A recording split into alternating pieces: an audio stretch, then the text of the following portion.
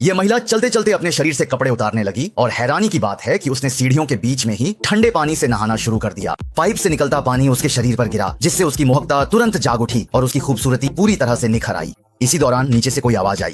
महिला ने तौलिया ओढ़ ली और सावधानी से देखने लगी। वह एक स्पेशल पुलिस टीम थी। महिला ने डरने का नाटक किया। पुलिस के गले लगकर निढाल हो गई। उसे सुरक्षा के साथ बाहर ले जाया गया और जूते भी लाकर दिए गए। जैसे ही पुलिस चली गई, उसने अपने सिर की तौलिया से कबूतर के अंडे के आकार का हीरा निकाल लिया, वही खजाना जिसे स्पेशल पुलिस ढूंढ रही थी। महिला फिर पुलिस की गाड़ी से कूद गई, अपने भीगे हुए बालों को पोंछा और एक झटके में उन्हें पीछे फेंकते हुए पूरे आत्मविश्वास के साथ वहां से निकल गई। उसका नाम कोको है। वह कोरिया की टॉप चोर है और खूबसूरती का जाल बिछाने में माहिर है। उसके साथ उसकी माँ है, जिसे सब लोग च्यूइंग गम कहते हैं। उसकी भेष बदलने की कला कमाल की है और उसकी एक्टिंग किसी महिला सुपरस्टार से कम नहीं। इस बार उनका निशाना एक म्यूजियम का मालिक है।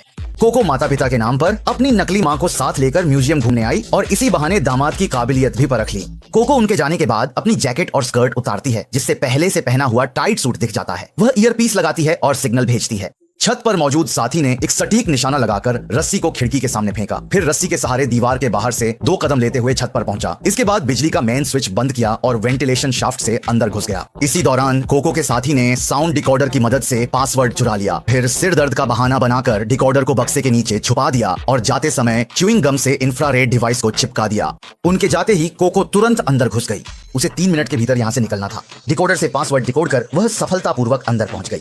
उसने पहले से तैयार नकली धूपदान निकाला और असली के साथ अदला बदली कर दी। फिर उसने टीम के साथियों को सूचना दी, रस्सी के सहारे उसी रास्ते से वापस लौटी और फिर धूपदान नीचे पहुंचा दिया। यह सारा ऑपरेशन बेहद परफेक्ट रहा।